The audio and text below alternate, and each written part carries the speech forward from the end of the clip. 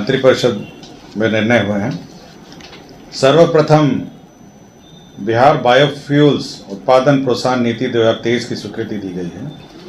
इसके अंतर्गत जो राज्य में बायोफ्यूल्स हैं, विशेषकर जो फीड स्टॉक से कंप्रेस्ड नेचुरल गैस बनता है, बायोगैस से बनता है, और जितने अन्य बायोलॉजिकल मटेरियल है जो उत्पादन होते हैं, उससे जो गैस बनती है, उसका कंप्रेस्ड गैस का उत्पादन जो है, उसके यूनिट्स पर अनुदान इस नीति के अंतर्गत मिलेगी। इसमें 15% है कैपिटल सब्सिडी और अधिकतम 5 करोड़ है, और महिला अनुसूचित जाति अति पिछड़ा के लिए 15.75, अधिकतम 5.25। तो इस नीति के अंतर्गत सभी को जो 2016 की औद्योगिक प्रोत्साहन नीति है उसके अंतर्गत अनुदान दिया जाएगा। तो इस नीति का आज स्वीकृति दी गई है। दूसरा है, आपको जानकारी होगी कि जो राज्य में वस्त्र एवं चर्म नीति है 2022, उसका जो आवेदन लेने का कार्यकाल है वो 1 साल ही था, उसको और 1 साल एक्सटेंड कर दिया गया है, अर्थात 2024 तक अब इसके आवेदन पत्र 30 जून 2024 तक इसके आवेदन लिए जाएंगे। तो यह एक्सटेंशन इस पॉलिसी के अंतर्गत दिया गया है।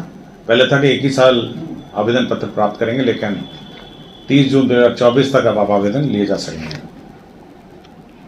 तीसरा है, भारत सरकार द्वारा जो विभिन्न जो डिपॉजिटर स्कीम है, जो चिट फंड है और अन्य जो डिपॉजिट स्कीम चलाई जाते हैं, उसके बारे में एक अधिनियम 2019 में पास हुआ था भारत सरकार द्वारा। उसकी नियमावली बिहार सरकार ने अपने बिहार अविनियमित निष्पक्ष स्कीम पाबंदी नियमावली 2023 लागू की है। इस नियम के अंतर्गत कॉम्पिटेंट अथॉरिटी राज्य सरकार तय करेगी इस प्रकार के जो डिपॉजिटर हैं, जो डिपॉजिट स्कीम चलाते हैं, उनका जांच करना, उनका ऑडिट करना, और साथ ही साथ यदि कोई अनियमितता पाई जाती है उन पर कार्रवाई करना, और इतना ही नहीं, उनकी जो संपत्ति जब्त करना, बेचना, तो सारी प्रक्रिया इस नियमावली के अंतर्गत अब निर्धारित की जाएगी। तो क्षेत्र में जो छोटे छोटे डिपॉजिट स्कीम चलाए जाते हैं और विभिन्न कंपनियों द्वारा, उन्हीं पर कार्रवाई के लिए यह नियमावली बिहार में भी अब लागू की गई है। विधि विभाग द्वारा एक प्रस्ताव लाया गया था, बिहार विधि पदाधिकारी वचनबद्धता नियमावली 2023। इसमें राज्य में जितने भी हमारे न्यायालय हैं, उसमें जितने भी हमारे जो वकील हैं, विभिन्न प्रकार के वकील हैं, जिसमें लोक अभियोजक हैं, सरकारी प्लीडर हैं, अपर लोक अभियोजक हैं, अपर सरकारी प्लीडर हैं, अपर महाअधिवक्ता है, स्थायी विधिक सलाहकार है, अपर स्थायी विधिक सलाहकार हैं, इन सबका चयन की प्रक्रिया निर्धारित की गई है कि किस प्रकार चयन होगा। इस सभी में विभिन्न स्तरों से अनुशंसा प्राप्त होंगी, और साथ ही साथ जो जिला स्तरीय अधिवक्ता हैं उनका जिला और डिस्ट्रिक्ट जज के कंसल्टेशन से पैनल का अनुशंसा होगी, और साथ ही साथ एक चयन समिति राज्य स्तर पर होगी, जो एडवोकेट जनरल की अध्यक्षता में एक चयन समिति होगी। इस चयन समिति के अन्य सदस्य लॉ सेक्रेटरी होंगे, और साथ ही साथ और विधि विभाग के विशेष सचिव या संयुक्त सचिव होंगे। तो ये सभी इस अधिवक्ताओं का लिस्ट स्क्रूटनी करेंगे, चयन करेंगे, और साथ ही साथ फिर विधि विभाग के माध्यम से राज्य सरकार अनुमोदन प्राप्त किया जाएगा।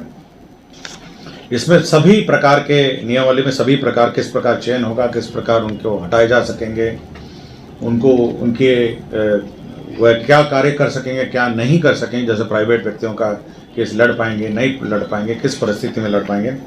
तो पूरी जो व्यवस्था है सरकारी वकीलों की, उसके बारे में विवरणी इस नियमावली में आज स्वीकृति हुई है, बिहार विधि पदाधिकारी वचनबद्धता नियमावली 2023।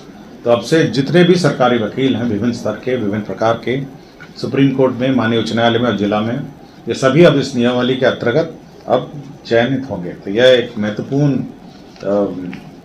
नियमावली है जो वकीलों के और लॉयर्स के, एडवोकेट्स के नियुक्ति का। स्वास्थ्य विभाग का एक प्रस्ताव था, विदेश आयुर्विज्ञान स्नातक फॉरेन मेडिकल ग्रेजुएट्स राष्ट्रीय आयुर्विज्ञान आयोग नई दिल्ली के दिशा निर्देशों के आलोक में राज्य चिकित्सा परिषद स्टेट मेडिकल काउंसिल में निबंधन के क्रम में इंटर्नशिप हेतु राज्य में के चिकित्सा महाविद्यालय एवं अस्पतालों में इंटर्नशिप की सुविधा दें। तो राज्य में जो आपको याद होगा कोरोना में बहुत सारे विदेश से स्टूडेंट्स राज्य लौट आए थे और पूरे देश में लौट आए थे। तो विभिन्न राज्यों में यह व्यवस्था की गई है, जो राज्य जो चिकित्सा महाविद्यालय हैं वहाँ पे इनका इंटर्नशिप की व्यवस्था हो। और इसकी एक सीमा भी है, 7.5% जो टोटल इंटर्नशिप है उसके अंतर्गत ही 7.5% के अंतर्गत लिमिट के अंदर ही लिए जा सकते हैं। कोई भी व्यक्ति इंटर्न से पैसा नहीं लेगा जो मेडिकल कॉलेजेस हैं। और राज्य सरकार अपने कॉलेजेस में जो विभिन्न इंटर्न्स को पैसा देती थी, मानदेय जो है वह इनको भी दिया होगा। तो ये एक महत्वपूर्ण निर्णय है जो अन्य देशों से जो कोरोना काल में वापस हमारे मेडिकल ग्रेजुएट्स देश आ गए थे उनके लिए ये व्यवस्था की गई है।